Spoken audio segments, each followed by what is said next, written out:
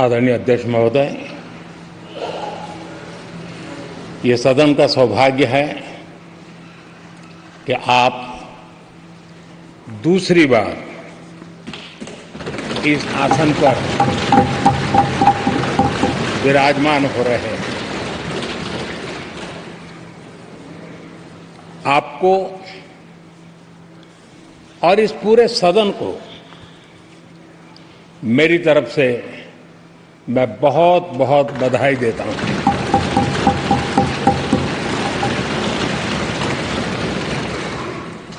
आदरणीय अध्यक्ष जी, मेरी तरफ से आपको शुभकामनाएं हैं, लेकिन इस पूरे सदन की तरफ से भी आपको अनेक अनेक शुभकामनाएं। अमृत काल के इस महत्वपूर्ण कालखंड में दूसरी बार इस पद पर विराजमान होना बहुत बड़ा दायित्व आपको मिला है और आपका 5 वर्ष का अनुभव और आपके साथ हम लोगों का 5 साल का अनुभव, हम सबका विश्वास है कि आप आने वाले 5 साल हम सबका मार्गदर्शन भी करेंगे और देश की आशा अपेक्षाएं पूर्ण करने के लिए ये सदन अपना दायित्व निभाने में आपकी बहुत बड़ी भूमिका रहेगी। आदरणीय अध्यक्ष जी, हमारे शास्त्रों में कहा गया है कि विनम्र और व्यवहार कुशल व्यक्ति सफल सहज रूप से होता है और आपको तो उसके साथ साथ एक मीठी मीठी मुस्कान भी मिली हुई है। आपके चेहरे को ये मीठी मीठी मुस्कान पूरे सदन को भी प्रसन्न रखती है। मुझे विश्वास है आप हर कदम पर नए प्रतिमान, नए कीर्तिमान गढ़ते आए हैं। 18वीं लोकसभा में स्पीकर का कार्यभार दूसरी बार संभालना ये अपने आप में एक नया रिकॉर्ड बनते हम देख रहे हैं। श्री बलराम जाखड़ जी वो पहले ऐसे अध्यक्ष थे जिन्होंने 5 साल कार्यकाल पूरा करके फिर दोबारा उनको स्पीकर बनने का अवसर मिला था। उसके बाद आप हैं जिन्हें 5 साल पूर्ण करने के बाद दोबारा इस पद पर आसीन होने का अवसर मिला। गत 20 साल का एक ऐसा कालखंड रहा है कि ज्यादातर स्पीकर या तो उसके बाद चुनाव नहीं लड़े हैं या तो जीत करके नहीं आए हैं। आप समझ सकते हैं कि स्पीकर का काम कितना कठिन है कि उसके लिए दोबारा जीतना मुश्किल हो जाता है, लेकिन आप जीत करके आए हैं, इसके लिए एक नया इतिहास आपने गढ़ा। आदरणीय अध्यक्ष जी, इस सदन में ज्यादातर हमारे सभी माननीय सांसद आपसे परिचित हैं, आपके जीवन से भी परिचित है और पिछली बार मैंने इस सदन में आपके संबंध में काफी कुछ बातें रखी भी थी और मैं आज उसको दोहराना नहीं चाहता हूं, लेकिन मैं एक सांसद के रूप में और हम सभी सांसद के रूप में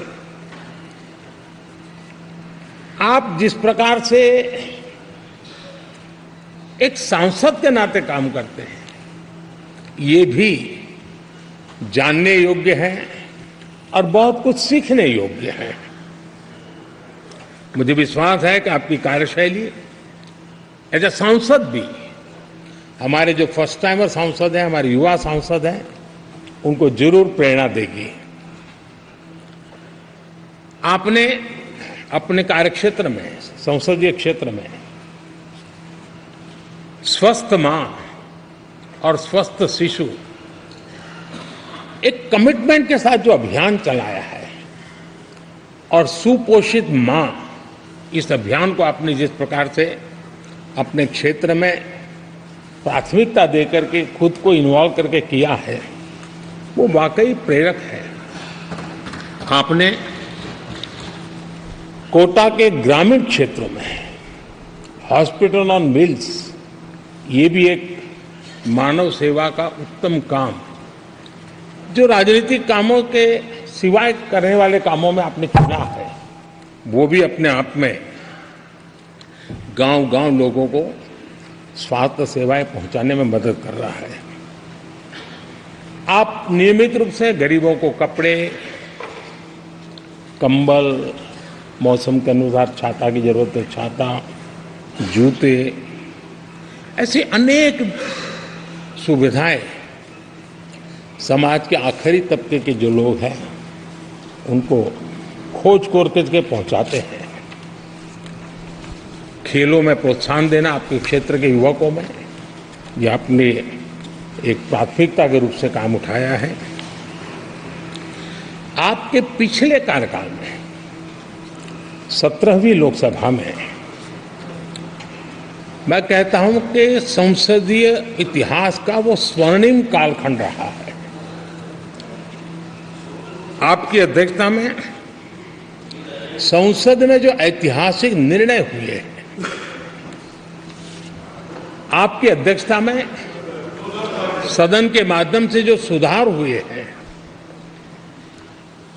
ये अपने आप में एक सदन की भी और आपकी भी विरासत है। और भविष्य में 70वीं लोकसभा के संबंध में जब विश्लेषण होंगे, उसके विषय में लिखा जाएगा,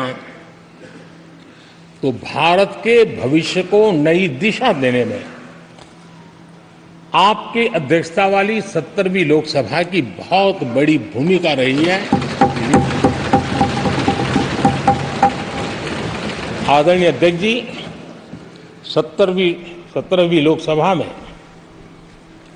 नारी शक्ति वंदन अधिनियम 2023, जम्मू कश्मीर पुनर्गठन विधेयक, भारतीय न्याय संहिता, भारतीय साक्ष्य बिल, भारतीय नागरिक सुरक्षा संहिता, सामाजिक सुरक्षा संहिता, digital personal data protection bill, मुस्लिम महिला विवाह अधिकार संरक्षण विधेयक,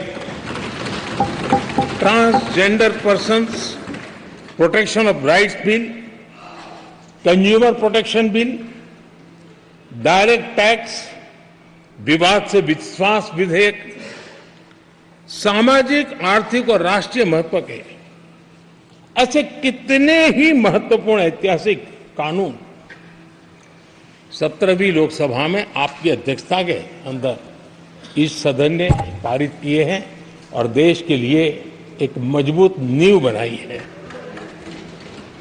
जो कार्य आजादी के 70 साल में नहीं हुए, आपकी अध्यक्षता में इस सदन ने इसको करके दिखाया। आदरणीय अध्यक्ष जी, लोकतंत्र की लंबी यात्रा में कई पड़ाव आते हैं। कुछ अवसर ऐसे होते हैं जब हमें कीर्तिमान स्थापित करने का सौभाग्य मिलता है। 17वीं लोकसभा में उपलब्धियां, मुझे पूरा विश्वास है देश आज भी और भविष्य में उसका गौरव करेगा। आज देश अपनी आकांक्षाओं की पूर्ति के लिए भारत को आधुनिक बनाने की दिशा में जब हर तरह से प्रयास हो रहे हैं, मैं मानता हूं कि ये नया संसद भवन भी अमृतकाल के भविष्य को लिखने का काम करेगा और वो भी आपकी अध्यक्षता में। नए संसद भवन में हम सबका प्रवेश आपकी ही अध्यक्षता में हुआ और आपने संसदीय कार्यप्रणाली को प्रभावी और जिम्मेदार बनाने का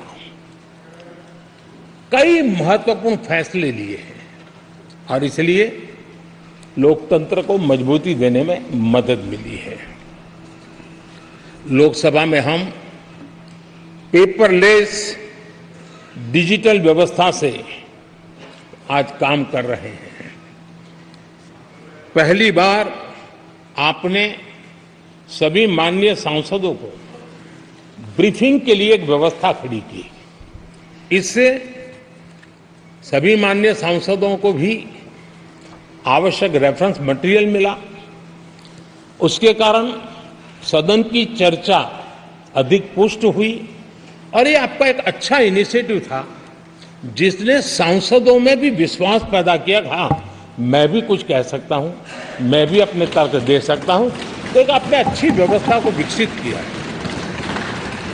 आदरणीय अध्यक्ष जी, G20 भारत की सफलता के एक महत्वपूर्ण पृष्ठ है, लेकिन बहुत कम चर्चा हुई है, वो है P20 और आपके नेतृत्व में G20 देशों के जो पीठासीन अधिकारी हैं, स्पीकर्स हैं, उनका सम्मेलन आपकी अध्यक्षता में हुआ और अब तक P20 के जितने सम्मेलन हुए हैं उसमें ये ऐसा अवसर था कि दुनिया के सर्वाधिक देश आपके निमंत्रण पर भारत आए और बहुत ही उत्तम प्रकार के निर्णय उस समिट में हुए और उसने विश्व में भारत की लोकतंत्र की जो प्रतिष्ठा है उसको गौरव देने में बहुत बड़ा रोल अदा किया है।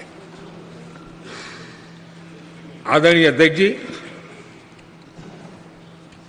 ये हमारा भवन ये सिर्फ 4 दीवारें नहीं है।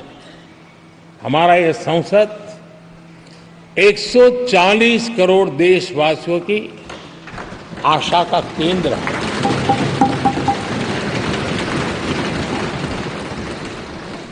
संसद की कार्यवाही, जवाबदेही और आचरण हमारे देशवासियों के मन में लोकतंत्र के प्रति जो उनकी निष्ठा है उसको और अधिक मजबूत बनाता है।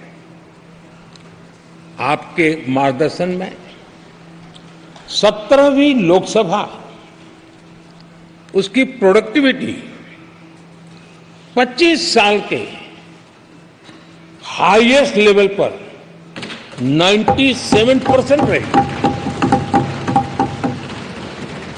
और इसके लिए सब माननीय सदस्य तो अभिनंदन के अधिकारी हैं, लेकिन आप विशेष अभिनंदन के अधिकारी हैं।